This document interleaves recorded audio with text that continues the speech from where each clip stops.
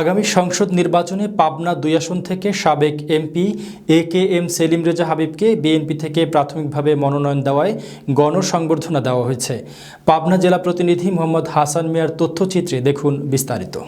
বুধবার দুপুরে বেড়া উপজেলার কাজিরহাট ঘাটে ঢালারচর ইউনিয়ন ছাত্রদল সাধারণ সম্পাদক মামুন রেজা মোমিনের নেতৃত্বে বিশাল এক শোডাউন অনুষ্ঠিত হয়।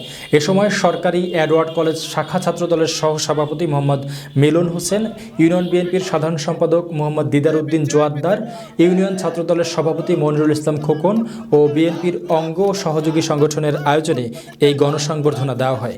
সমাবেশে প্রধান অতিথি হিসেবে বক্তব্য দেন পাবনা ২ আসনের সাবেক সংসদ সদস্য, পাবনা ২ আসনের প্রাথমিক মনোনীত ধানের শীষের প্রার্থী একেএম সেলিম রেজা হাবিব। সমাবেশে একেএম সেলিম রেজা হাবিব আগামী সংসদ নির্বাচনে বিএনপিকে বিজয়ী করতে সবাইকে ঐক্যবদ্ধভাবে কাজ করার আহ্বান জানান। বেড়া উপজেলার বিএনপির সাবেক সহসভাপতি শামসুর রহমান সমেজের সভাপতিত্বে সমাবেশে বক্তব্য দেন সুজানগর উপজেলা বিএনপির সাবেক সাধারণ সম্পাদক জাজারি জাকির হোসেন চুন্নু, বেড়া উপজেলার যুগ্ম সাধারণ সম্পাদক মনিরুজ্জামান মনির, বেড়া উপজেলা বিএনপির সাবেক সাংগঠনিক সম্পাদক মোহাম্মদ লুৎফুর রহমান, বেড়া উপজেলার বিএনপির সাবেক সাধারণ সম্পাদক রইজুদ্দিন আহমেদ সহ সুজানগর ও বেড়া উপজেলা বিএনপি ও তার অঙ্গ সহযোগী সংগঠনের নেতৃবৃন্দ।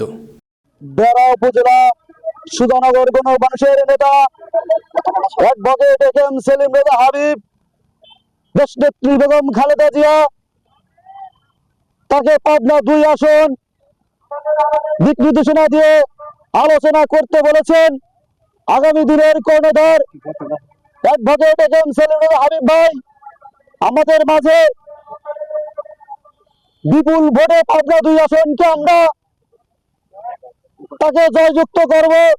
সংগ্রামী সাথী ভাইরা, আমরা ঢালারচরে বিগত দিনে আজ ১৭টি বছর যুবদল, মূলদল, ছাত্রদল যারা করেছেন তারা নির্যাতিত হয়েছে। আগামী দিনে যেন আমরা একেএম সেলিম রেজা হাবিব ভাইকে সংসদ সদস্য করতে পারি, তাহলে আমরা ঢালারচরের মানুষ কখনো যেন না ভাসতে হয়। রাস্তাঘাট, ব্রিজ, কালভার্ট আমাদের আপনারা জানেন বিগত দিনে এই কুসংস্কার আওয়ামী লীগ আমাদের যে বেরোবাত্রী দেশনেত্রী বেগম খালেদা জিয়া দিয়েছিলেন সেটি কাজ করেননি। আমরা যেন আগামী দিনে একেএম সেলিম রেজা সংসদ সদস্য হওয়ার পর আমাদের বেরিবাদের কাজ সাবলম্বিত করবেন। আমাদের আলোচনার পক্ষ থেকে আমরা সবাই মিলিত হয়ে বলছি, সংগ্রামী সাথী ভাইরা, রইজ ভাই একটি কথা বলেছেন, দল বল নির্বিশেষে আমরা একেএম সেলিম রেজা হাবিব ভাইকে ভোট করবো। তার দিক নির্দেশনায় আমরা আজকে এই কাজিরহাট মাঠে সমবেত হয়েছি। সংগ্রামী সাথী ভাইরা, বক্তৃতা দেওয়ার সময় নাই, এই বলে আমার বক্তৃতা এখানে শেষ।